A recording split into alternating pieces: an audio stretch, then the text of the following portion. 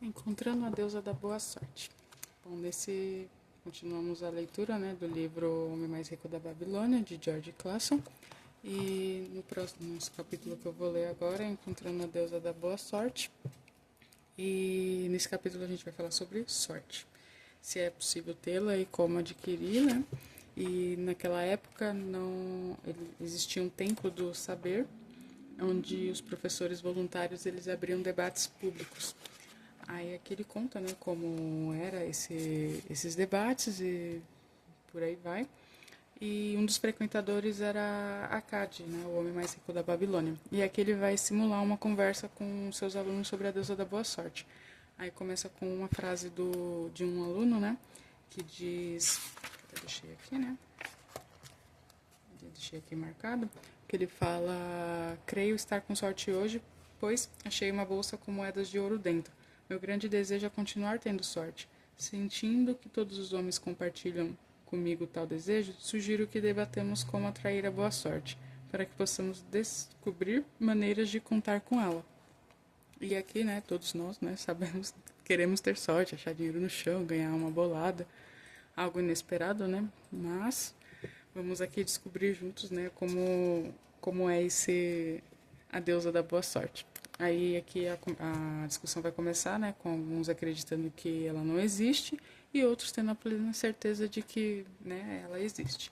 E convém até comentar, né, de um filme chamado Loki, que é, traduzindo, Sorte, é uma animação, né, que fala sobre isso. Vale muito a pena assistir, né, tirar lições desse filme, e também ele lembra bastante essa parte aqui, né? Não é mais como sorte, né? Mais o pensamento, né? Como sobre a vida e no quesito de sorte. Aí lembre-se, né? Pensamentos geram ações que moldam comportamentos. Aí voltando ao livro, aí aqui eles vão compartilhar, né? Então experiências de boa sorte e todas relacionadas ao estado mental, sempre, né, estando bem consigo, bem com a vida e, ao meu ver, né, sempre relacionado ao dinheiro. E eles falam sobre jogos de aposta e, por sinal, nada mais atemporal do que isso. Eles sempre remetem boa sorte com jogos de aposta. E até eles dizem, né, que tem uma parte que ele fala, só ver cá, que ele fala, né, a Card fala que é interessante a relação, né, a relação que eles têm com o dinheiro referente a jogos de aposta. Que para mim a deusa da boa sorte é uma deusa de amor e dignidade cujo prazer consiste em ajudar os necessitados e recompensar aqueles que fizeram por onde merecer. Aí ele espera não encontrá-la não nas mesas de apostas ou nas corridas em que os homens mais perdem do que ganham, mas nos lugares onde as ações humanas têm mais valor e são mais dignas de recompensas. Aí ele, né, fala nada mais bíblico do que isso, né, que é o dar e receber. Seja genuinamente generoso e a ação voltará para ti. Aí aqui, né, também fala, né, ao meu ver, Deus nunca desampara, né, um filho que está em apuros. Então aqui a gente vê que eles acreditam piamente, né, em jogos de apostas. E basicamente, logo em seguida, né, ele fala sobre os altos valores ganhos em apostas, o debate se esses valores são permanentes, se geram algum valor pessoal para eles, ou são gastos tão rápido quanto é ganho, né? E, bem, já sabemos a resposta, né, sobre isso, porque a gente vê muitos casos de quem ganha na loteria.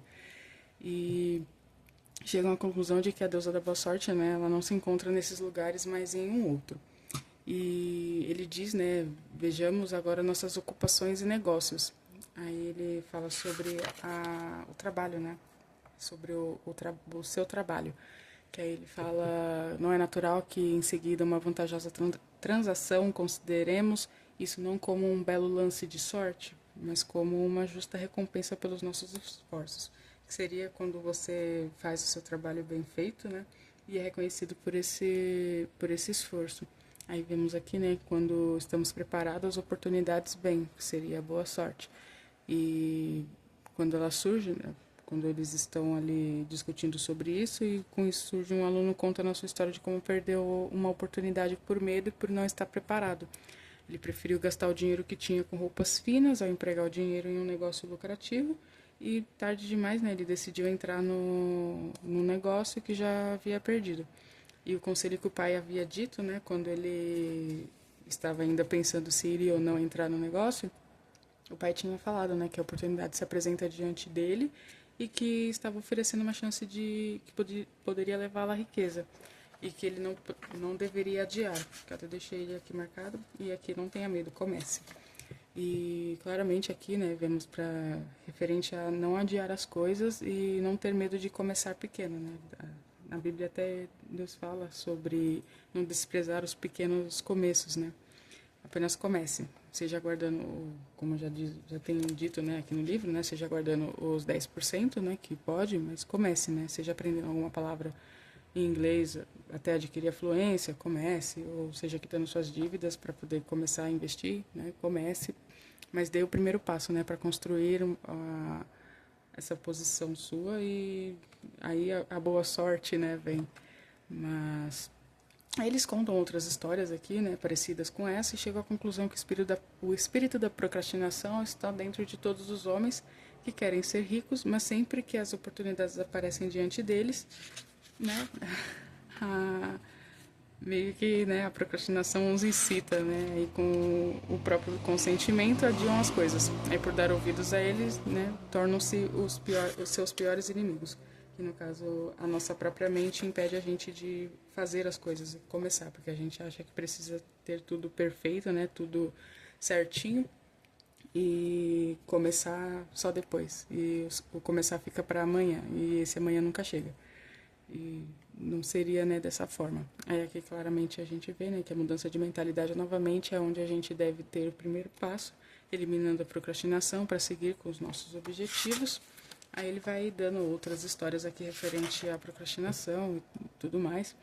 Aí aqui ele fala, né, fazer o que é preciso ser feito e que depende da gente, né? A gente faz a nossa parte e as oportunidades aparecem. E para atrair a deusa da boa sorte, né, é preciso aproveitar as oportunidades que aparecem.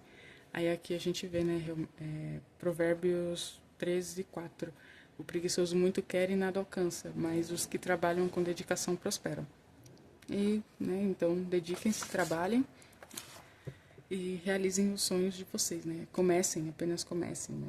Pois lá na frente o seu eu do futuro vai ter desejado começar agora, né? E aqui ele até fala no final, né? Os homens de ação são favorecidos pela deusa da boa sorte, né? Fiquem com Deus, até a próxima.